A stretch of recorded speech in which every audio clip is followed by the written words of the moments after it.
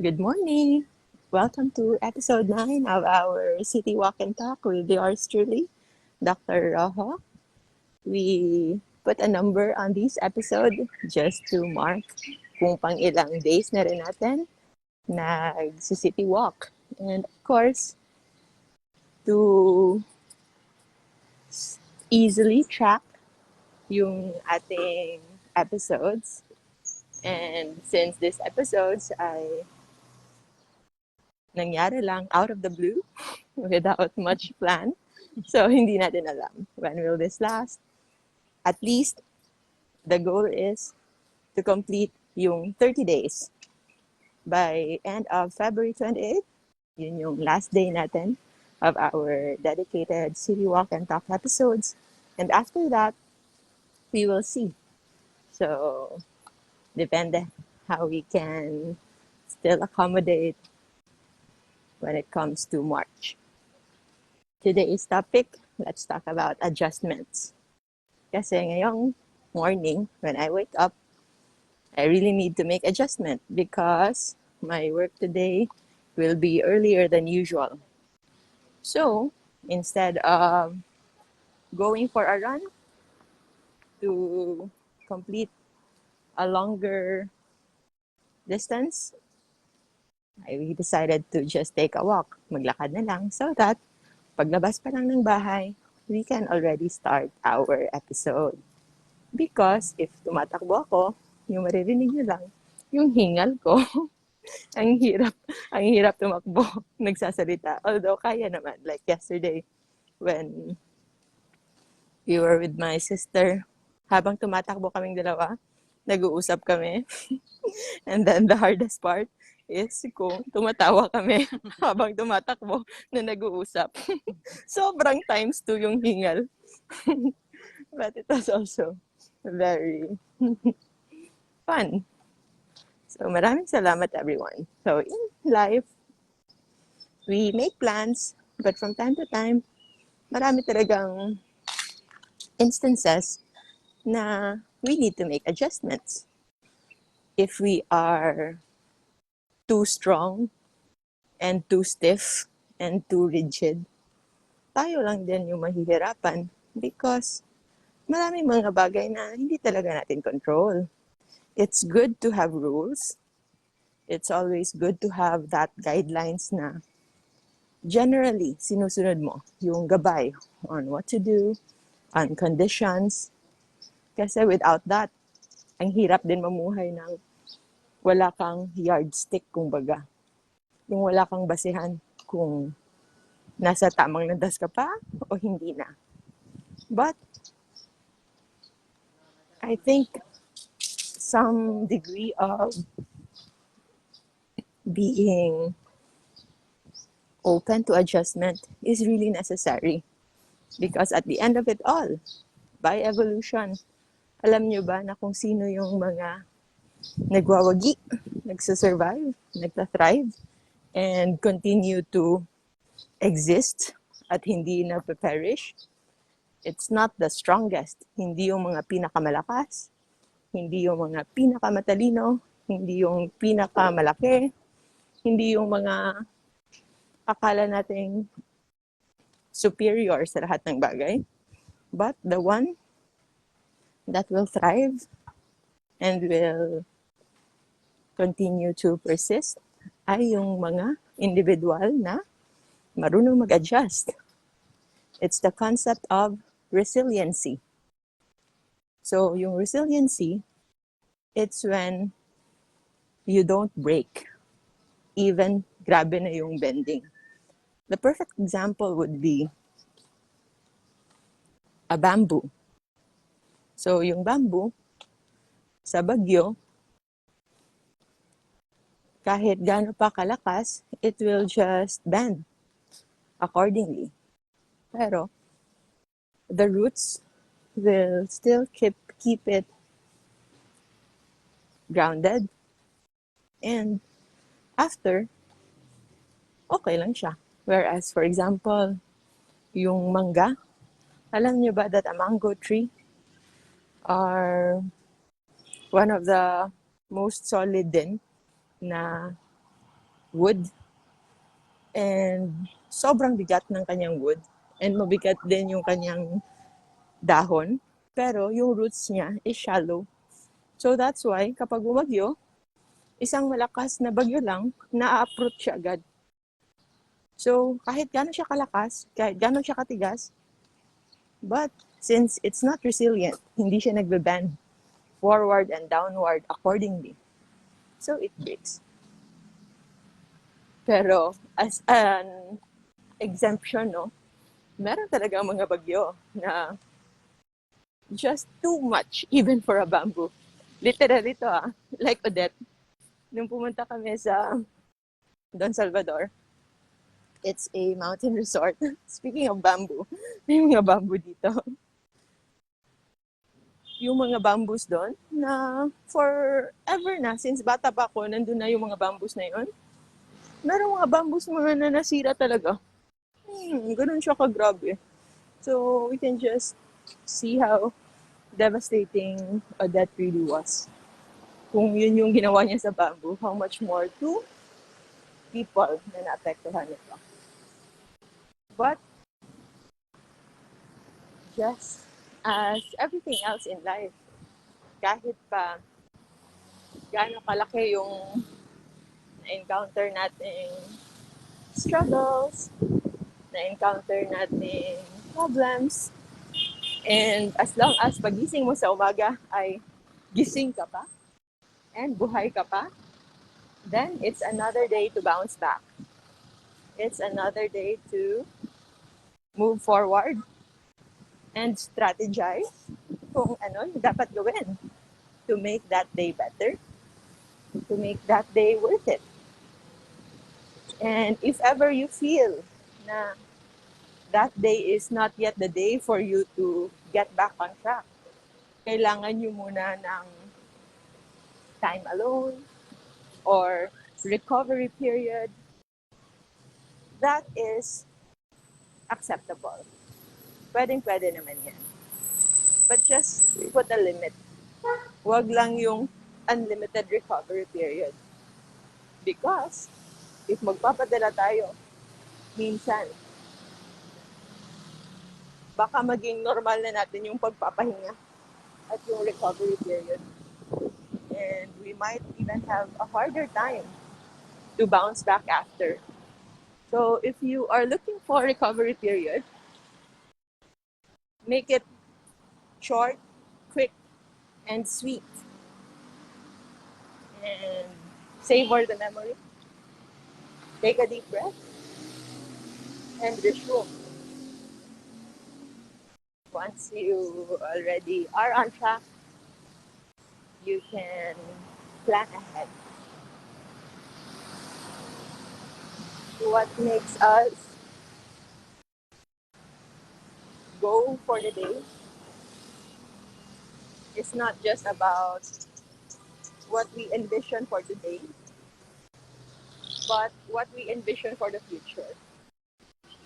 Yun yung concept na even if we live day to day, meron tayong iniisip na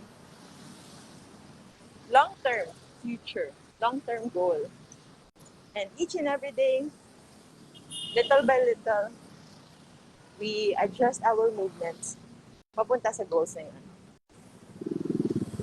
Generally, yung mga gusto natin sa buhay na ma-achieve doesn't change.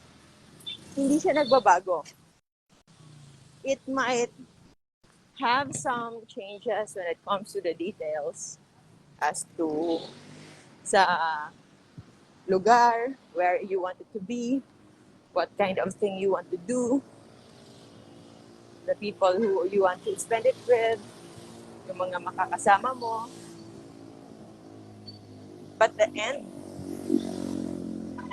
goal of it all, like for you to have peace and quiet and happiness and comfort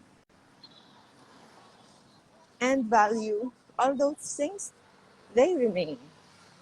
So, try to focus more on the end of it all. Hindi lang yung mga tangibles that you can see. For example, you are strictly thinking na dapat yung bahay ko is ganito kalaki sa lugar na ito specifically. So, if ever hindi mo pa na-reach yan, you'll feel very, very frustrated. Pero, if you think of it in a way na ano ba yung gusto mo sa bahay na yan? Maybe it's the space na meron kang private space for you. And there's also enough space for you to be with family and friends. And meron ka ring privacy. Meron ka ring area where you can work. Meron ka ring access to essentials. And it provides you comfort. And if you think clearly, malay mo, baka ngayon pa lang, you are already achieving that. Baka nasa sayo na yan. But you just don't think it that way. And this idea is not limiting you from dreaming big, huh? You can always dream bigger and better. And trust that you can achieve it. But it will give you less frustrations and it will actually help you achieve more.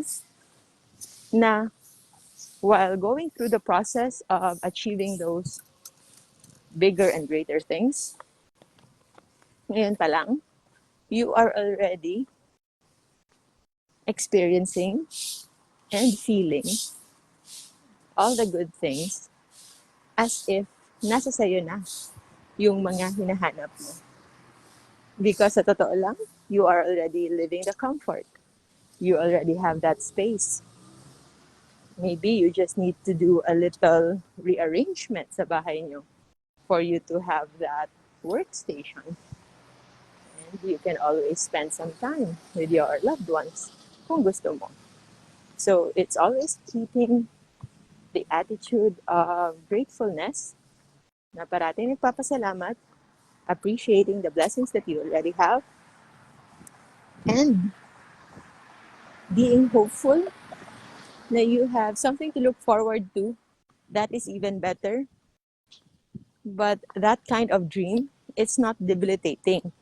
Kasi merong ibang mga dreams na if you don't have the right mindset when it comes to thinking of that dream, minsan yung dreams pa mismo yung nakabibigay sa'yo ng frustration.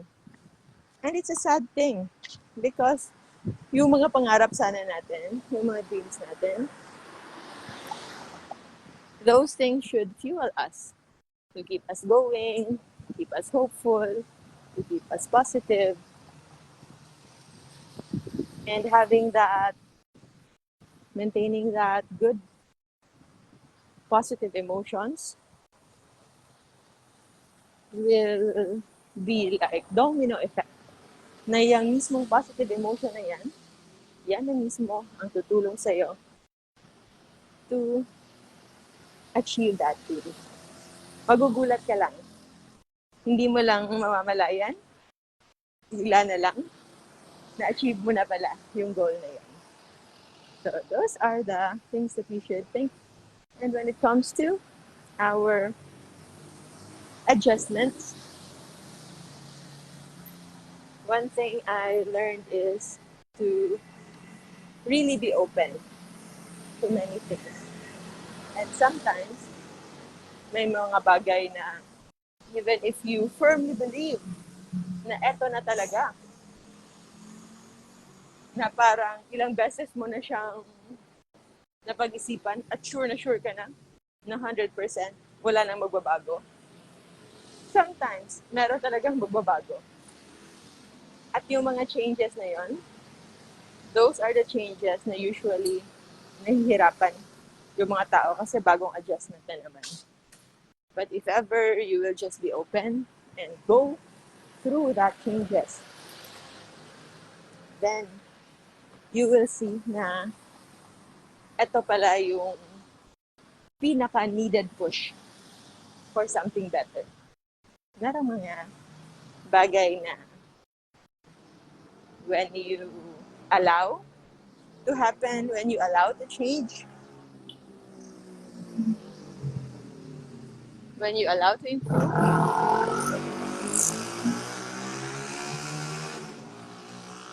those happenings can be the most important change na may experience. So I wish you well. I hope you are having a great day. We are already towards our 1.5 kilometer walk. Thank you, Delma, Beth, V, Len, Maricel, Rojo, Christina, and Asil for being in our front row. Kamusta naman kayo ngayon? It's already February 7, 1 week before Valentine's. 7 days na lang. Anong gagawin niyo sa Valentine's? Ako, nandiyan na yung schedule namin. Nasa OR ako. So, yung question na lang is, hanggang anong oras ako sa operating room? It's no longer a question of kung magkakaroon ako ng free time, if makakauwi ba ako ng maaga, if I can sleep well, or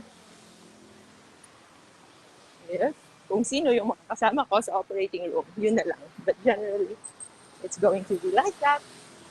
Monday yan no? So, before, during Valentine's, sobrang sikip ng mga daan, yung mga restaurants, grabe yung pila. And I think it's already life-changing na mga tao ngayon now values being inside. So, nagkaroon na, marami na akong kilala. Kahit yung mga older couples, that they are now spending home date nights at home. And it's even with their family. So, naging intimate. Marami yung naging close, mas closer sila during pandemic. Marami din nag-aaway. Marami rin nag-aaway. So, it's the make or break, no? Make or break of relationships. Ayan, yung iba, oo nga. Yeah, true. Yun nga, ang napagkwentuhan natin yesterday. It unlocks, it uncaps, it unveils kung ano talaga yung mga bagay that are meant to stay and mga bagay that are meant to be gone. And yun. And I hope after 2 years, going 3 years na with this pandemic, you already have your essentials with you. Na nakita nyo na what is most valuable, what you need to keep, and what you need to let go. Para yung matira na lang, wala nang aksaya. I always love the concept of efficiency. Yung pinakamaliit na effort, but maximum benefits. Pinakamaliit na, pinaka-shortest route, but you can arrive there the safest and the fastest way. So, in everything, that's what I usually do. Although minsan, may mga bagay na hindi yan nasusunod. But generally, those are the guiding principles ko sa buhay. Kung saan ako dadaan. And if ever, like if I have to go somewhere, automatic ako nagko-compute kung saan yung mas malapit na daan. And if ever I choose the longer route, dapat worth it yung pagdaan ko doon. Like say for example, meron na lang akong dadaanan, nabibilhin, or merong scenery na maganda, so that the time that will be spent there will also be worth it. So, ano ba yung mga pinaka-guiding principles niyo in policy? You can share them in the comments para makita naman ng iba. We can learn from each other sa mga bagay na nag-guide sa atin and you think really helped you all these times. Maraming salamat. I may not be able to see and get to know each one of you in person, but know that kahit pa hindi tayo magkakilala eye to eye, hindi tayo nakikita eye to eye, yung connection natin is already there. We build connections with people, and anywhere we can get inspiration from, that is already very beautiful. I myself draw inspiration from all of you. And meron din akong mga mentors that I look up to. Minsan nga, the mentors that help me or mold me are people na sometimes didn't really wish you well, but you learn from them. And I still thank them for the learnings. Lahat pasasalamatan natin. So, thank you, Rochelle, for always being here. How are you all? Kamusta yung inyong walk? I hope you are enjoying your morning walk as well, or your morning exercise, or your morning chores. Kasi to have a routine is good. To have something to look forward to in a day is good. And as for me, I always pray na yung plans ko for the day, na yung gusto kong ma-achieve, ay ma-achieve ko. And also, kung merong mga happenings na hindi sumang-ayon sa aking plano, I will have the heart to accept those adjustments. And also, I'll have the energy to make the necessary adjustment para tugunan yung pangangailangan adjustment para ma-accomplish pa rin yung mga kailangan nating ma-accomplish in a day. Thank you, Beth, Lorena, Mary Rose, Gio, Christina. Thank you for being with me. I'll try to read comments kung meron dito. Good morning sa lahat. Good evening sa mga about to sleep na. Whether you are from a night shift or from a different time zone. Every day we have new listeners. We have new people in our lives. And all of them just keeps adding value sa ating araw-araw. I'm glad that you are all well.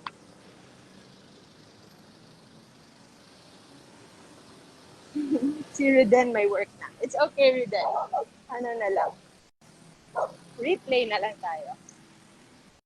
This is just our way to maximize the time while walking and being with you. Kamusta ang inyong mga puso? Since it's still Valentine's, how are you? How's your heart? Happy? Contented? Hopeful? Dreaming? In pain pa rin ba? I hope it is happy and contented. And even if nasaktan, still hopeful.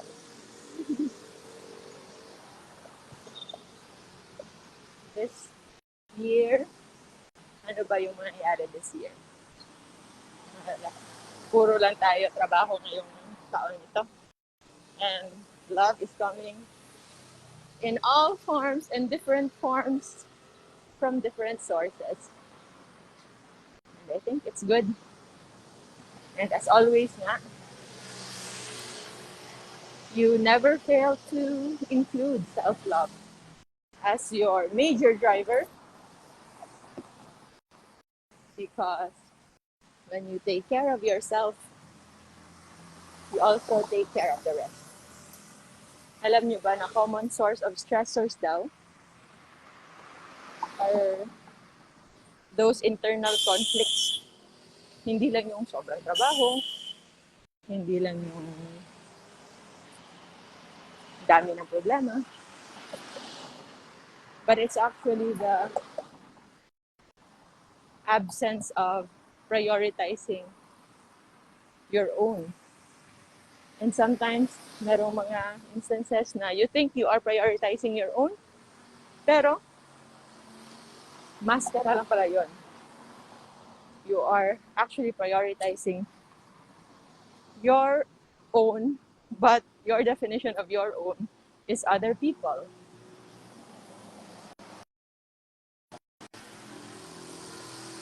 You try to take this time to reflect and see kung ikaw ba ay nagpa-prioritize ng kung ano yung dapat mong i-prioritize. We are now going 2 kilometers and nandito tayo sa peak. Uphill. Kaya hinihingal na. And yan, nandito talaga tayo sa highway, no? Kaya maingay.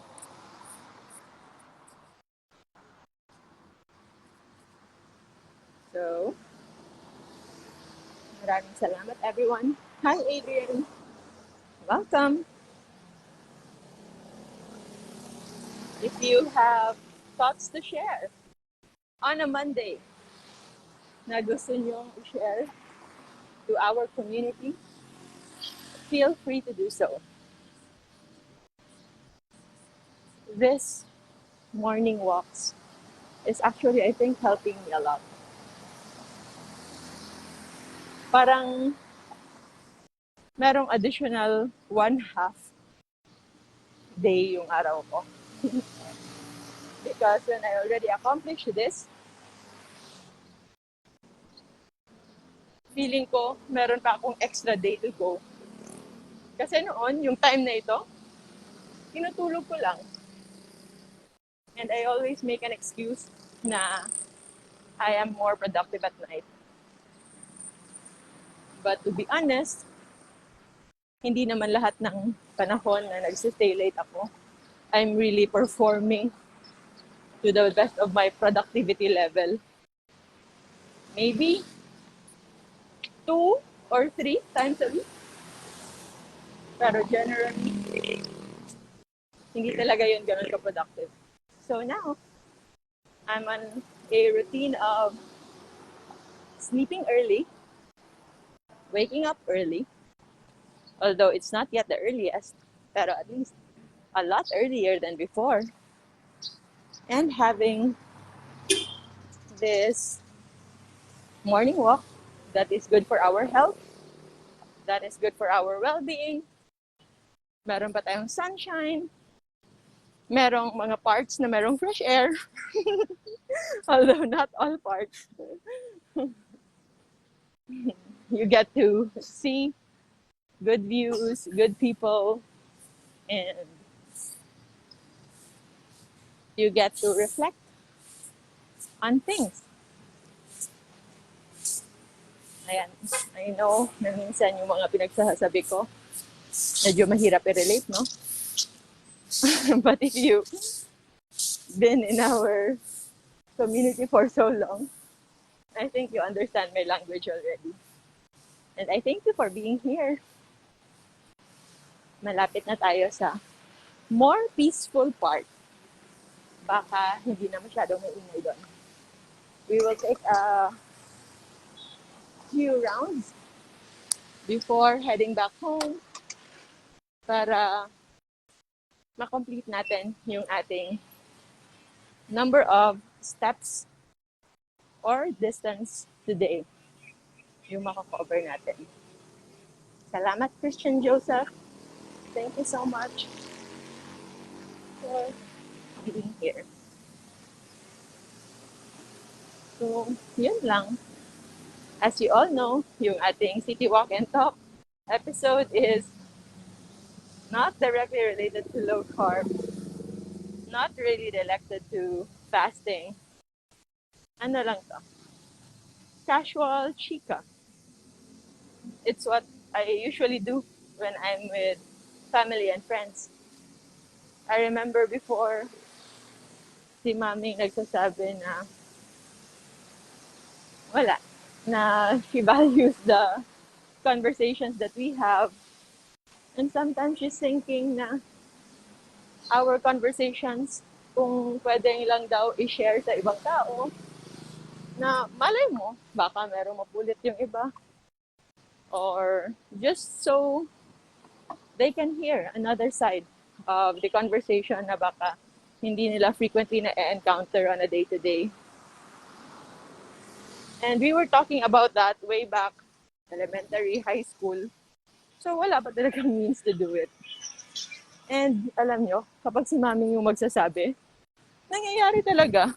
Yung parang malakas siya kay Lord na kung ano yung sasabihin niya, even just in passing, nangyayari. And one of those is this, sharing our conversations to as many people as possible. Kaya minsan, if meron akong gusto na, gustong-gusto ko talaga, Ming, please pray na ganito. Kasi mas lapitin ka ata eh. You pray for me na lang. Meron akong mga ganon na maming and also yung chairman namin sa department. Yun, lapitin din yun. Kapag meron akong, hindi ako nagre-request, pero kung meron mga feeling ko, kailangan talaga ng mga reinforcement on prayers. Yun, sila yung aking mga prayer warriors. And kasama dyan yung sister ko. So sila. Swerte tayong merong mga taong mga pinakikinggan. Balance ang life. Pinakikinggan sila. So, at least, salamat naman at meron makatutulong sa atin sa ating prayers. Yung mga panahon na I always believe in prayers and wishing well and thinking that you will have what you want. Pero may mga bagay na either sobrang gusto ko, na parang to a point na parang natatakot na ako, baka hindi ko makuha on my own. So, yun. Nagpapaano ako ng reinforcement. So, it's good if you can identify also your prayer warriors in life. And to think yung mga prayer warriors ko na yan, hindi namin yung pinag-uusapan every day. Like, yan lang, yung mga panahon na ganun. But generally, when we talk, kung ano-ano lang pinag-uusapan namin. So, I think all the good things that happened to me were really not my own prayers. Kasi yung mga, kung isipin ko, yung mga nilist down ko na mga dreams and mga gusto kong achieve sa buhay, wala lang talaga. It's very, very simple. Yung araw-araw na achieve mo na. Yung the moment I wake up, yung happy ako sa bed ko na malambot, na meron akong minimum na 3 unan, na yung hangin, yung temperature is tamang-tama lang, yung parang meron lang akong blanket na malapit sa akin pero hindi ko siya kailangan gamitin. Or kung malamig man, meron akong comforter na enough lang to warm me up. At kapag naiinitan ako, madali lang din siyang kunin. So those little things, masaya na ako doon. And all the achievements that I've had, I think, were actually wishes of people for me. So, lahat. Kahit literal na, like the books as an author, I never dream of that. Pero si Mandrew, noon pa lang, hindi pa ako nag-med school, yun na yung pinagsasabi niya, na we should write a book. And then, sino pa ba? Yung friend ko, si Kentan. Siya rin yung nagsabi before na I should start vlogging. And yun din, sabi ko yun sa kanya, that's impossible before. Bakit ka nag-iisip ng ganyan? And look where we are now. And Bobby, when I was still in high school, sinabihan na niya ako na kung ako'y magdodoktor, darating daw yung panahon na kapag kinakausap ko wala pa lang yung pasyente, kahit wala pang gamot, ay gagaling na siya. Tapos yung sinabi niya yun, sobrang lakas ng tawa ko. We were laughing so hard. Kasi parang imposible naman yan. But now, with the knowledge of fasting and low carb, totoo nga. It's just conversation. But it's full of scientific knowledge kind of conversation na you can pass on to a patient and they will know what to do. And true enough, they can heal and they can heal themselves. So, grabe yung powers na yun, no? At si Maming, yung wish lang niya before, na i-share niya daw kami sa mundo. Yun lang yung gusto niya. I want to share you all to the world. I-share niya yung mga anak niya. Hindi mo ba kami mahal, Meng? Pamimigay mo na ba kami, Meng? Tapos yun lang yung sabi niya. Gusto niya lang i-share yung mga anak niya sa mundo. So I think that part is somewhat covered. So that you have good people in your life. If you them saying whispers, well wishes, and you know na yung kapakanan mo lang yung gusto nila. And those people are the real people whom you know are really gonna take care of you. And once you found them, don't let them go. You treasure them. You give them value. Because not everyone has those people.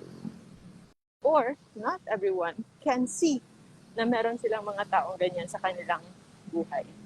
So you can reflect today and look at the people around you and makikita mo talaga. Sometimes it's not so obvious kasi yung iba hindi ganun ka expressive. Pero when you look closely, when you look at their actions closely, you know it is speaking only love and care towards you. So, wag niyo silang i-take for granted. You give them the value that they deserve, the value that they have sa buhay mo. And it's a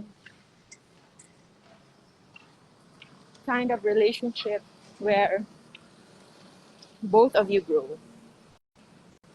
In psychology, merong yang tinatawag na Gestalt principle. So, yung spelling ng Gestalt is G-E-L-T, Gestalt, G-E-S-T-A-L-T. So, Gestalt principle. This is the principle of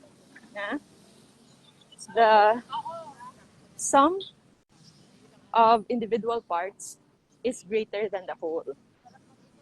Medyo complicated ba? So, ang ibig sabihin lang yan, for example, if yung Lego na blocks na merong 50 color blue, 30 color yellow, and then 20 color red, individually, they are just blocks, Lego blocks, na 100 pieces, different colors of Lego blocks. But, if you form them into a structure, magiging Optimus Prime yan. So, that's the concept of Gestalt principle.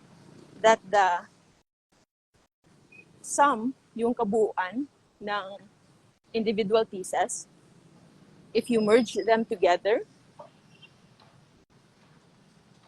the outcome is, the value of the outcome is bigger than individually. So that's also the kind of relationship that we want. Wherein individually tayo, we have our own value, but when we do merging, when we connect with the right people, when we work together, what will come out, what will be our outcome, is sobra-sobra pa sa magagawa natin individually. And that is also evident in relationships. You don't need to complete each other. Hindi kailangan na merong something missing and your partner will complete that. No. Individually, you should be whole. But when you meet, then it is something beautiful. And you become even better than just being whole. You beautify yourself. You improve yourself. You increase your potential. Yun yung kagandahan ng Gestalt principle. The act of uniting, the act of merging with the right people, with the right tribe. So I hope you start looking because most likely the people that we need are already in our lives. Kaya lang, wala sila sa tamang posisyon. You can readjust, you can think, and today you can start giving them value the way you also want to be valued. Hello po, Miss Lulu, Ed, Blaze, and Maming, and Josan. WNW? Ano ba yung WNW? Maraming salamat po, and live. And also, since you are here, we are planning to do another meet and greet mga 3rd or 4th Sunday of March.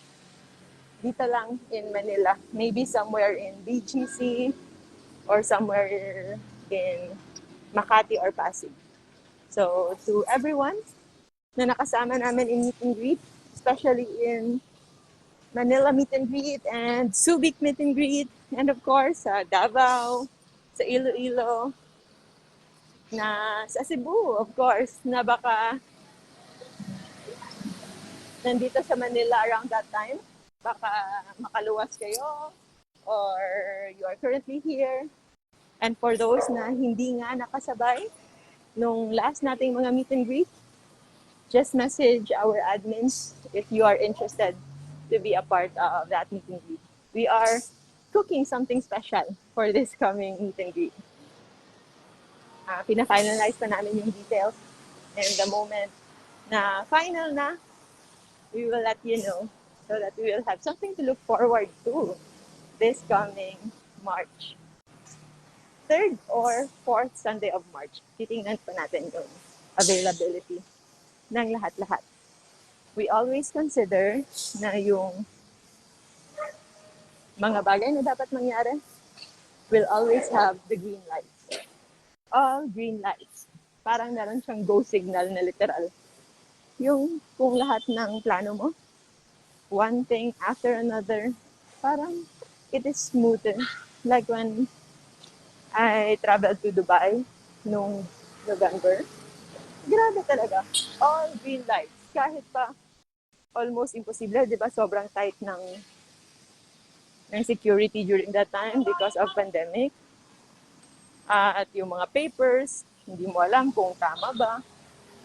But yung nangyayari during that time, sobrang napapadali. Like, say for example, kung nakapila ako sa isang lane, papuntang check-in ng airport, so sobrang layo na.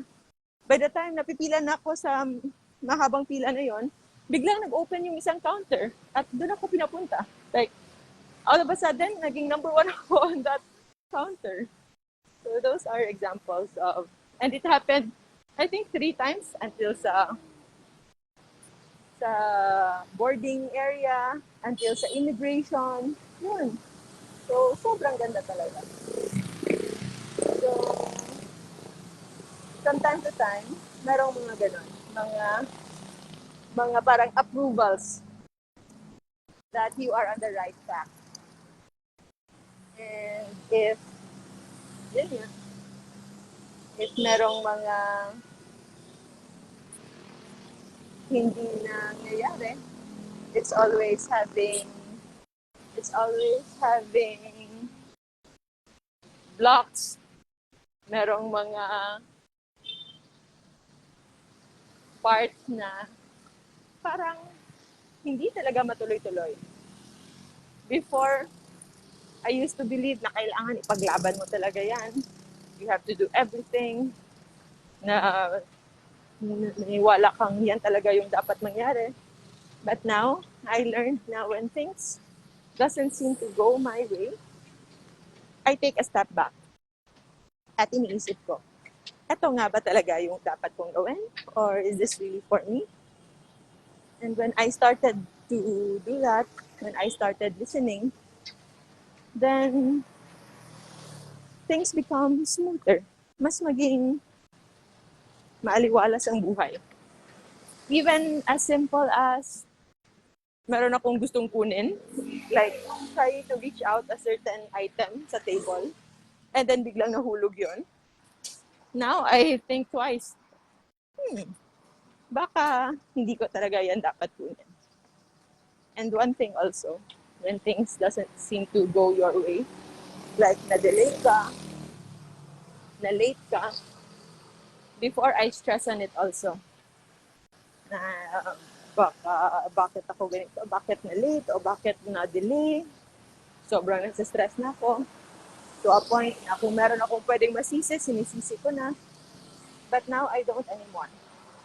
Because maybe it was a blessing in disguise.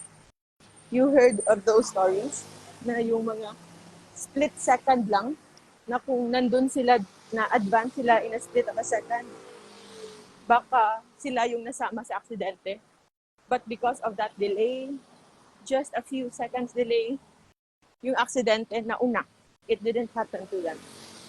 So I know that sounds extreme, but those are the thoughts that I now consider. If things aren't really going my way, you just trust that merong greater purpose, merong more important consequence. Maybe hindi talaga yun yung the best as of that point. So I hope today you can start to be more keen in listening to many things, to the signals na binibigay sa atin ng universe and God. Hello po, Sir Jose Alan and Lai and Blaze. Maraming salamat po. We are now at our 48th hour. Nandiyan ba si Mami? Invite natin si Mami to speak. Hello, Mami. Are you there? Salamat, Ellie. Thank you so much. Pabalik na tayo. We are now at 3.5 kilometers. We just aim for minimum of 5 kilometers a day, no? But alam nyo ba, never kaming nagka 5 kilometers lang. Bang! Very Hello. loud, very loud. How are Very you? loud. Yes. You know what? I was early sana. Mag-start ng 5 kilometers walk ko.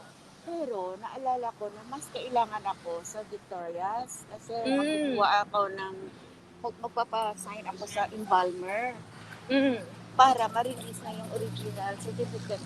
That certificate. Nilolobog. Oo. Kaya pinili ko na lang ang pumunta ng Victorias. So I'm nearing Victorias now. So, nilet go mo yung morning walk.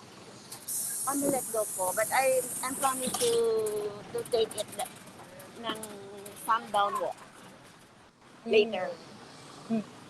Yun yung, and perfect yung topic natin about adjustment, no?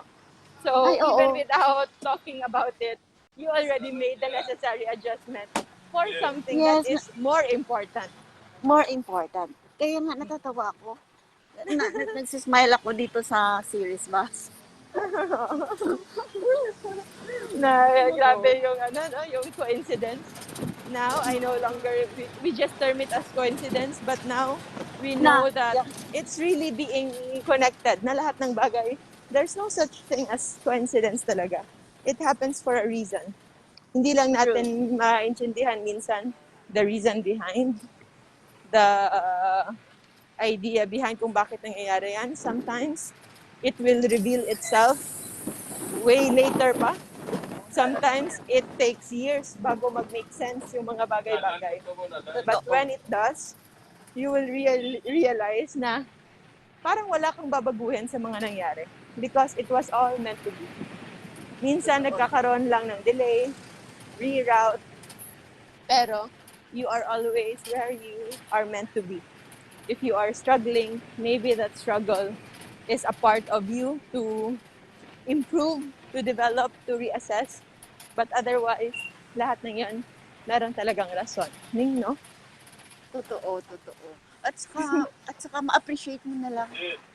Ma-appreciate mo na yung mga nangyari before and then. And now. No? Kahit yung mga unpleasant na experiences that we've had, you wouldn't really say na isipin mong sana wag kong na-experience yon. Because at some point, it helped you. It made you become who you are now. Opo. At saka, Yung mga konduktor yung, yan, Meng.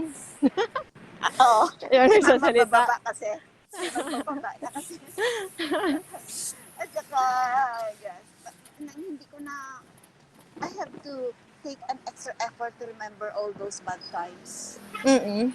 That's So, the pleasant time. for learning. For learning lamang. Oo. But Kasi minsan, if you don't also remember, if you tend to forget, you tend to have the same mistake over and over again.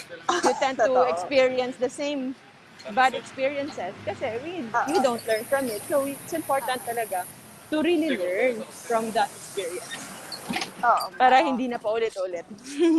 You get maximum learning. You get maximum learning with just one unpleasant experience. Hindi na kailangang maraming unpleasant experience. Oo. Oh, and I learned that from you. Kasi Wow. I always forgetful about the bad experience. Kasi ano ka eh, forgive and forget. Oo, forget. Kaya nga lang, feeling ko, kaya nga lang, what if nung una mong in-apply yan, in-apply mo kaagad sa akin? Sus, ang malas ko naman. Ako yung unang hindi na forgive and forget. Wala. Wala. Never did I remember anything again. Ay, sumasama na yung signal mo, men. Malakas ang hangin? Oh, malakas yung hangin. By the window side. Okay, sige. Anyway, we are about to end na din. Sige, i-end natin. Kasi we are about to end na din. And thank you, Mami, for being with us for a quick morning chit-chat. Noon kami before. Kasi when we studied in college, ako sa Cebu ako nag-college. Kami ng sister ko, doon na rin nag-med school. Siya, nag-law siya in Manila. So, kaming dalawa yung malayo sa bahay. So, kapag sumasama yung pakiramdam namin, o kapag kahit hindi sumasama yung pakiramdam namin, tatawag lang kami ni Mami. At meron kaming certain voice na merong sakit na voice. Magpapakaawa lang. Ming, lain matsyag kuming. So, it's just saying, Ming, masama pakiramdam ko. Pero yung totoo, before that, hindi rin. Pero kapag nakausap na namin si Mami, biglang sumasama yung pakiramdam namin para lang i-comfort niya kami. And then after that, okay na. So, yun, hindi kailangang long talks with Maming minsan. Pero, we always get that need na a little dose of Mami sometimes. You get a little dose of Mami today. So, we are almost about to end. Malapit na tayong pumunta sa highway ulit. And I think it's already 55 minutes since we started. Georgie, Joe, Rosita, Ed, Lai. Maraming salamat everyone. Miss Lulu, I hope to see you soon in our next meet and greet. Maraming salamat everybody. I hope you have a good day. You have a productive Monday ahead. And I will see you in our videos, in our YouTube, in our Facebook, in our masterclass, especially sa mga masterclass enrollees natin. You are the backbone of why we do what we do and why we are able to do what we do. And we have been planning for a better future na so that lahat ng Pilipino ay magkakaroon ng access to these knowledge, especially in nutrition. And to all of you na naging part ng masterclass and are part of our masterclass, know that dahil po ito sa inyo, you are the reason that makes us do what we do to help others. Tayong lahat po ito. We are just mere instruments, but it's all of our joint efforts. Kahit kayo na nakikinig ngayon, you are part of that. And know that by doing so, you are not just entertaining yourself or having some good time, but you are actually helping.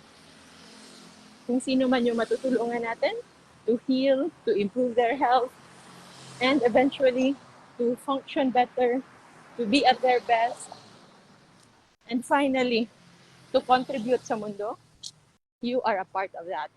So maraming salamat po for being here, and I thank you all, and I see you again in our next City Walk and Talk. I wish you a good day, a pleasant evening.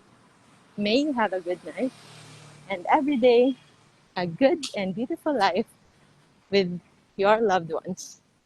Maraming salamat po. Goodbye, everyone. Thank you, Victoria. Have a great week ahead.